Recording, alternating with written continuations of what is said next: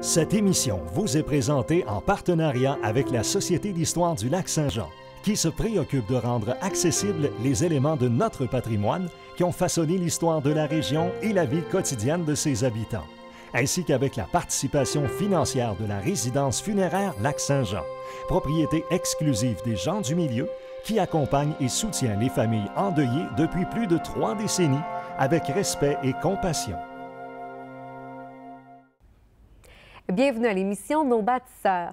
Suite à la fusion municipale de Saint-Joseph-d'Alma, Riverbend, Noville et Île-Maligne, c'est en 1967 que débute la rénovation urbaine. Avec notre invité, revoyons les principaux projets qui ont façonné les infrastructures toujours en place.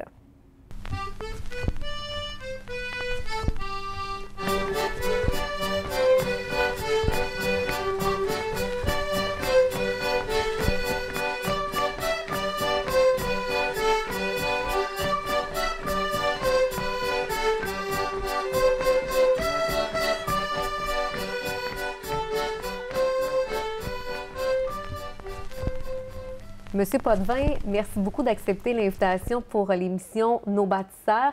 Avant de travailler pour la ville d'Alma, vous avez travaillé pour un bureau d'ingénieurs et d'arpenteurs géomètres. Quelles étaient vos principales fonctions à cette époque? À cette époque, j'agissais comme homme d'instrument et j'étais en charge des équipes qui procédaient aux travaux sur le terrain et également au bureau. La préparation des plans ainsi que des descriptions lors des travaux d'arpentage et également lorsque c'était des travaux de génie, faisions également des plans et puis surveillions les travaux. Vous avez travaillé combien d'années pour ce bureau? 17 ans. Par la suite, 27 années du côté de la ville d'Alma. Avant la fusion municipale de 1962, chacune des municipalités avait vraiment son propre fonctionnement, ses règlements. Comment ça fonctionnait exactement? Bien, c'est que nécessairement, chacune des municipalités avait un plan de zonage plus ou moins complet. Alors, c'est ce qui a occasionné des conflits lors de la fusion, parce que d'une municipalité à l'autre, les règlements ne concordaient pas. Alors, il a fallu, à l'époque, refondre tous ces règlements et ces plan pour venir à bout avec un plan directeur d'urbanisme pour l'ensemble de la ville d'Alma. Il y a certainement eu quelques difficultés, hein? Bon, nous avons rencontré quelques petites difficultés, mais ça s'est corrigé assez rapidement. Par la suite, évidemment, on parle de la rénovation urbaine du centre-ville d'Alma. Les démarches qui ont amené ce projet-là? Ah bien, les démarches ont été assez longues. C'est qu'avec la Société d'habitation du Québec, qui était le pourvoyeur, et le gouvernement fédéral également, parce que l'argent pour le 75 qui était nécessaire pour la confection, et puis la réalisation des travaux, nécessairement, était des subventions gouvernementales. Alors, nécessairement, il y a beaucoup de correspondances avant d'aboutir au projet même. Oui. Alors, ça a duré 2 ans. Et en 1969 a débuté les travaux. Comme on appelle la fameuse première pelletée de terre. Exactement. Effectivement. C'était à l'automne 1969. C'était quoi les projets à l'époque pour le centre-ville d'Alma? Les principaux projets étaient la réfection de la rue Sacré-Cœur, l'enfouissement des fils électriques. Il y avait également le prolongement de l'avenue Labrique jusqu'au boulevard des Cascades. Il y avait également terminé le boulevard des Cascades pour toute la partie du centre-ville. Et puis, il y avait l'aménagement des terrains de stationnement au sol. Alors, il y avait 4 terrains de stationnement qui étaient projetés. Et puis, il y a eu nécessairement la plaza, il y avait la place publique. Et entre-temps, durant le cours de ces travaux-là, nécessairement, s'est ajouté d'autres collaborations, d'autres travaux? D'autres travaux. Entre autres, le stationnement étage n'était pas prévu au programme. C'est un ajout, de même que le tunnel qui y donne accès. Alors, ce sont des travaux additionnels. Nécessairement, il y a eu, comme on dit dans ce genre de travaux-là, toujours des extras. Alors, c'est que, par contre, avec les négociations avec la société, d'habitation, c'est que les montants additionnels ont été subventionnés également. Vous venez de parler d'ajouts. Est-ce qu'il y a des projets qui n'ont pas été réalisés finalement, qui ont dû être abandonnés par manque de financement ou tout simplement... Non, parce que l'entente avec la Société d'habitation du Québec était que tous les projets, tout au programme se réalisent. C'était une condition, il a fallu s'en tenir à cette condition-là. Alors, tous les travaux qui étaient inscrits au programme ont été réalisés. Ça s'est échelonné sur combien de temps exactement, la rénovation urbaine du centre-ville d'Allemand? Le projet était pour une durée de 5 ans, mais on l'a réalisé dans 2 ans et demi. Ça a été rapide? Ah, c'était rapide parce que la population d'Alma, de même surtout les gens du secteur, ont collaboré énormément. Il y a eu énormément de collaboration de la part des propriétaires du secteur, du quartier qui étaient impliqués, de même que les hommes d'affaires du secteur. Il ne faut pas oublier qu'à l'époque, il y avait la Caisse d'entraide économique qui était au centre-ville et puis qui emmenait large aussi. Alors, c'est ce qui a incité les gens également à participer par la rénovation de leur édifice et la contribution.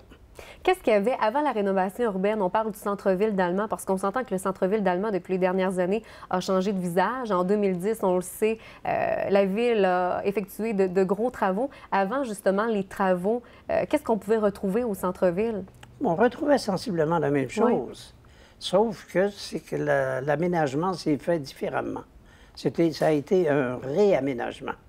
Parce qu'en réalité, les commerces, il y a peut-être certains commerces qui se sont rajoutés, mais les commerces qui existaient ont continué à opérer.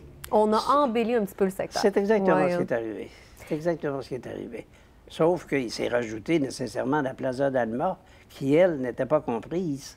Mais par contre, ça, c'était l'entreprise privée qui a réalisé ce projet-là. Encore des infrastructures qui sont en place aujourd'hui? Oui, toujours en place. C'est même qui ont été agrandies les années subséquentes, parce qu'en 1975, il y a eu également un agrandissement de la Plaza 2. Et en 1977, il y a eu un autre ajout pour rejoindre la Plaza 3.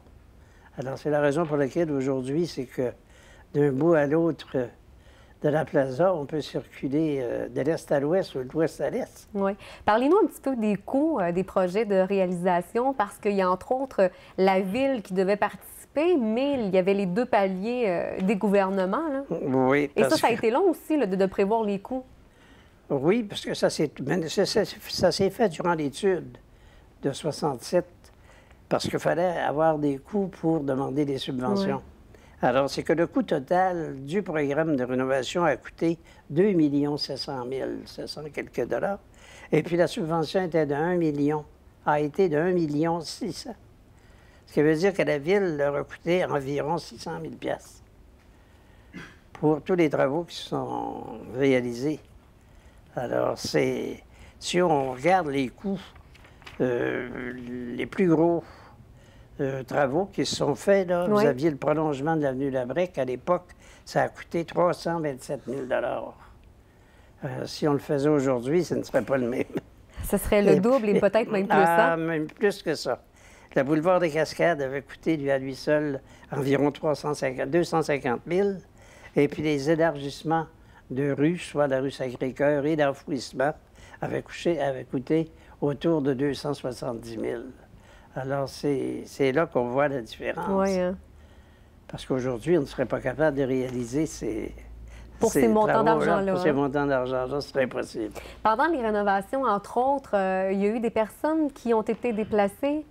Oui, parce qu'il a fallu, se porter acquéreur d'environ 37 propriétés, soit des terrains vacants ou des propriétés, des bâtiments. Et sur ce nombre de bâtiments, nous avons délogé, dans ce nombre de bâtiments, nous avons délogé environ 350 personnes. C'était beaucoup, 350 personnes à l'époque? Oui. Et nous avons relocalisé 42 familles. Au début, ça a été un peu plus difficile parce que nécessairement, il fallait les reloger, mais ils ne voulaient pas aller n'importe où. Mais les gens réagissaient comment, justement, le fait de quitter leur maison, d'être déplacés ailleurs? C'est certainement pas toutes les 350 personnes qui ont voulu le faire. Non, mais on a procédé avant le début des travaux à des séances d'information. Expliquer à la population de quelle manière on procéderait. OK. Et puis, les indemnités qui seraient versées pour les locataires qui seraient évincés de leur logement. Alors, les gens ont compris. Et il n'y a pas eu trop de réticence. Et puis, entre-temps, bien nécessairement, l'Office municipal d'habitation s'est formé. Oui. Alors, on a construit des HLM, ce qui nous a permis de pouvoir relocaliser et reloger des familles dans ces logements-là, qui étaient des logements excessivement acceptables et très beaux. Parce qu'au début, on a eu un peu de difficulté avec certains locataires à les relocaliser parce qu'ils ne connaissaient pas tellement ça, des HLM. Ils étaient un peu craintifs. Il était un petit peu réticent à ça. Réticents, mais après, tout le monde voulait y aller parce que c'était intéressant. Mais c'était quand même quelque chose à l'époque, les 350 personnes. C'était un gros projet. Oui, mais par contre, on l'a fait sur une période de 2 ans et demi. Alors, disons que ça s'est fait assez facilement et puis dans l'ordre. Monsieur Potvin, il nous reste à peu près 2 minutes pour cette émission-là. Vous avez été pendant 27 ans au service de la ville d'Alma. Oui. Vos plus beaux souvenirs?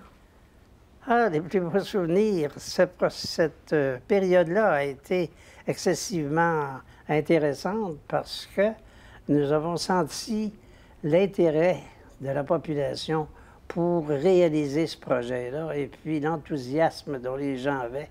Parce qu'il ne faut pas oublier qu'à l'époque, on avait même une entente avec les télévisions de la région qui avait un slogan où il disait « Venez voir ce qui se passe à Alma ». Alors, à ce moment-là, c'est que les gens étaient heureux de montrer ce qu'on réalisait. Alors, c'est la raison pour laquelle ça a été une réussite. Bien, vous avez l'air très heureux de cette réussite-là. Définitivement, oui. Monsieur Potvin, merci beaucoup. Ça me fait plaisir, madame. Télécogeco remercie la Société d'histoire du Lac-Saint-Jean qui a assuré la recherche de la série Nos bâtisseurs. De même que la résidence funéraire Lac-Saint-Jean pour sa contribution financière.